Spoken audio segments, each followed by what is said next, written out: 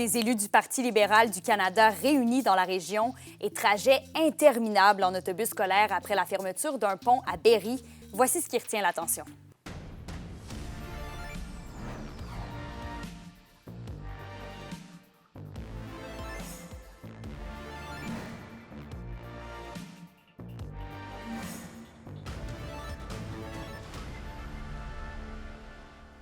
Ici Kémilia La Liberté et voici vos informations. Des élus du gouvernement libéral du Canada étaient réunis aujourd'hui et hier à Val-d'Or. Élise, plusieurs ministres et députés y tenaient leur caucus avant la rentrée parlementaire de cet automne. Oui, tout à fait. C'est un rassemblement où les ministres ont pu parler des enjeux et des priorités qu'ils auront à défendre à Ottawa dans les prochaines semaines. Ils ont d'ailleurs fait quelques visites sur le terrain dans la région, notamment ce midi, une visite significative a eu lieu à la clinique des Pins où la ministre de la Santé, la ministre fédérale de la Santé, Marjorie Michel, ainsi que Mandigo Massey, la ministre fédérale des Affaires autochtones, ont pu échanger avec un médecin local. Puis ils ont pu, l'objectif de cette rencontre était de parler des priorités de la région et des défis régionaux concernant la santé. On les écoute. Le fédéral finance environ 20 du budget de la santé de toutes les provinces. Donc, évidemment, il est important que le fédéral investisse dans des domaines qui sont porteurs, dans des domaines qui vont améliorer l'accès aux soins pour la population. Et c'est important, donc, de les sensibiliser aux réalités locales. Je vais bientôt rencontrer d'ailleurs le ministre Dubé. On va faire une séance de travail pour voir comment on peut s'appuyer. Parce que vous savez, la santé actuellement, ce n'est pas une question de politique et de politique partisane. On parle de santé des Canadiens et on sait tous très bien, pas assez de médecins, pas assez d'infirmières, pas assez de travailleurs sociaux, pas assez. Donc, comment est-ce qu'on peut faire mieux avec ce qu'on a pour l'instant et comment on peut, comme le docteur l'a dit, avec la loi sur l'interopérabilité, si on peut réduire le fardeau administratif pour leur permettre justement de voir plus de patients. Et hier, les élus ont pu prendre aussi le pouls de la communauté d'affaires. Oui, exactement. Il y avait un 5 à 7 qui était organisé par la Chambre des commerces de Val-d'Or. Plusieurs ministres étaient présents, notamment celui des Finances, qui est François-Philippe Champagne, ainsi que le ministre Joël Lightbound, qui est responsable de la transformation gouvernementale. Dans cette rencontre, il y avait aussi plusieurs entrepreneurs régionaux.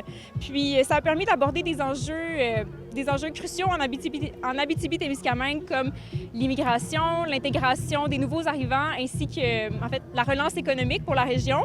Le ministre Champagne a d'ailleurs salué le dynamisme de la communauté et le savoir-faire minier de la région. On l'écoute, suivi de la ministre Mandigo Massey. Je le dis encore, c'est important que mes collègues découvrent une région comme l'Abitibi-Témiscamingue, fassent le déplacement. Il y a la route, évidemment, qui est nécessaire pour se rendre ici. Mais je trouve que ça donne une perspective parce que quand on vient ici, c'est là qu'on découvre l'ADN des gens de la région, des gens ingénieux, des gens qui ont été capables de développer une capacité, mais aussi une expertise en matière dans le domaine minier qui est sans pareil dans le monde. On est une région éloignée. On est une région que le monde ne savent pas toujours qu'il y a une chance de déménager pour aller avoir de l'emploi dans cette région-là. Mais je pense qu'on est capable de recevoir le monde, de les accueillir et vraiment de montrer que dans le nord du Québec, Abitibi, Baie-James, il y a de la place pour faire vivre ta famille puis avoir une belle qualité de vie. La plupart des ministres sont repartis ce matin, mais nous devrions les revoir à l'occasion de la rentrée parlementaire qui aura lieu au courant du mois de septembre. Oui, il risque d'y avoir quand même beaucoup de dossiers à surveiller en politique. Merci beaucoup, Élise. Je vous en prie.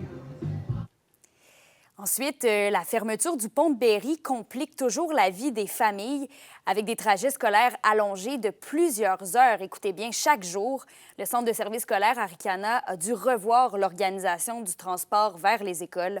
Un reportage de Zachary Desrosiers. Berry cause des maux de tête à des familles de la petite localité au nord d'Amos. Depuis la rentrée, une vingtaine d'élèves doivent passer près de 2 heures par jour de plus dans l'autobus, et ce matin et soir. Pour certains élèves, on a une augmentation là, d'une cinquantaine de minutes, là, 55 minutes pour le transport. Pour d'autres, c'est un peu réduit. Ça dépend toujours là, dans quel endroit les enfants se situent là, par rapport au pont qui est fermé. Le Centre de service scolaire Arikana a mis sur place 2 transferts supplémentaires pour réduire le temps de transport, mais malgré ces ajustements, ils sont limités. Et ce qui nous était aussi accordé là, au niveau du transport par sécurité des élèves là, dans les différents chemins là, de la municipalité.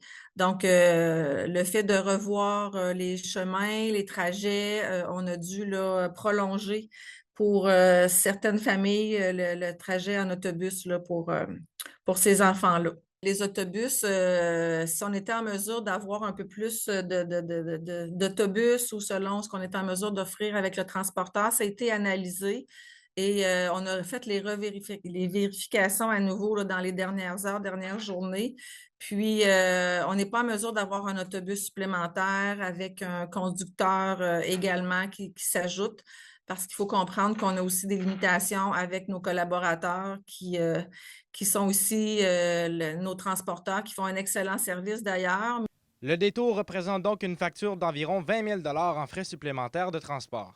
Le CSS est en contact permanent avec le ministère des Transports et mentionne que les travaux du pont progressent. La circulation pourrait reprendre d'ici la mi-octobre. Ils m'ont assuré là, d'une révision des délais et des temps qui se ferait là, aux semaines ou aux 2 semaines. On va être en communication avec eux. Ce qu'ils nous disent, c'est qu'il y a quand même là, de l'intensification qui se fait au niveau des travaux pendant les fins de semaine pour s'assurer qu'on a une accessibilité au pont là, à partir de la mi-octobre. Donc, on espère que ce sera de cette façon-là que ça va vraiment pouvoir se placer. Plusieurs parents ont été consultés dans les dernières semaines afin de trouver des pistes de solutions. Quant au ministère des Transports et à la municipalité de Berry, ils n'ont pas répondu à nos demandes d'entrevue. Zachary Desrosiers, RNC Nouvelles, Val-d'Or. Et les chasseurs d'orignaux de la région mettent de la pression sur le gouvernement et ils sont nombreux à être inquiets face au nouveau plan de gestion de l'orignal attendu en 2026. Les modalités de ce plan sont encore inconnues, mais la crainte principale concerne l'imposition possible de tirage au sort pour les femelles, mais aussi pour les veaux. La Fédération québécoise des chasseurs et pêcheurs redoute cette mesure qui ajouterait une charge financière et administrative aux chasseurs puisqu'il faut payer pour s'inscrire au tirage. On ne peut pas comparer le cheptel de l'Abitibi-Témiscamingue avec nécessairement celui de la Gaspésie ou d'une autre région qui pourrait être en péril. Présentement, le cheptel se maintient, la récolte elle est stable depuis plus de 10 ans, l'alternance a fait ses preuves depuis presque 30 ans, je vous dirais. Alors pourquoi veut-on nous imposer de changer de méthode alors que ça va bien? Le Festival Trad de Val-d'Or a annoncé ce matin sa programmation pour sa 8e édition. Cette année, le festival vous invite à passer au salon. C'est une thématique familiale et rassembleuse qui vous attend. Et au niveau de la programmation, Éric et Simon Baudry, la famille Leblanc, Léhi, les marchands de mémoire et plusieurs autres sont impatients de vous faire giguer du 5 au 9 novembre prochain. Et les billets sont en vente dès maintenant sur le site web du festival. Et c'est fait, les Huskies de Rouyn-Noranda ont dévoilé l'alignement officiel de cette nouvelle saison.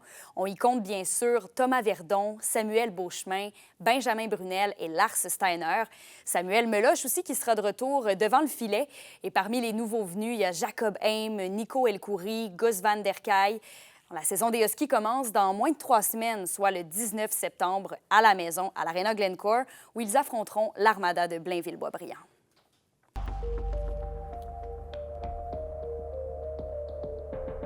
À la météo, bonne nouvelle pour ce soir. Le ciel devrait tranquillement se dégager partout en région.